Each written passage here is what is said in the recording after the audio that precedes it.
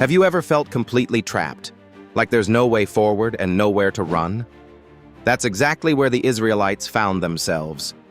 After centuries of slavery in Egypt, God had finally set them free.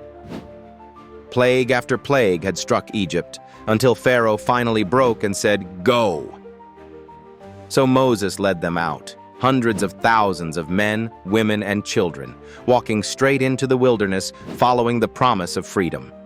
But Pharaoh changed his mind. He gathered his army, 600 of his best chariots, soldiers, horses, and went after them. The Israelites were camped by the Red Sea, mountains on one side, water in front of them, and behind them, the sound of horses thundering across the desert. They were stuck. No weapons, no boats, no escape. And in panic, they cried out to Moses, "Did you bring us out here to die?" But Moses looked up and said something bold. "Don't be afraid. Stand still and watch what the Lord will do."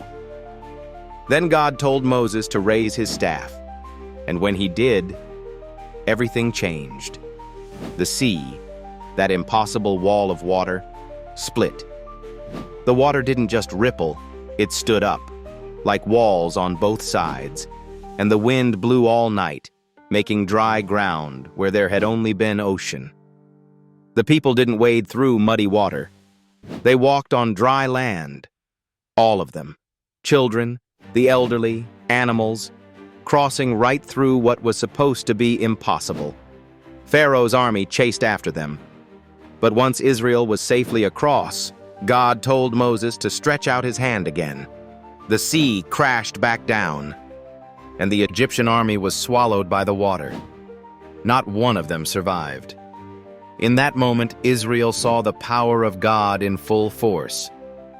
And they realized their God wasn't just the God of plagues or promises. He was the God who could split the sea. This wasn't just about escape. It was about trust. God didn't take them the easy way. He brought them straight into a dead end, so they could see that He was the way. So if you're facing something impossible, if the way forward seems blocked, don't forget the Red Sea. God doesn't need a clear path. He makes one.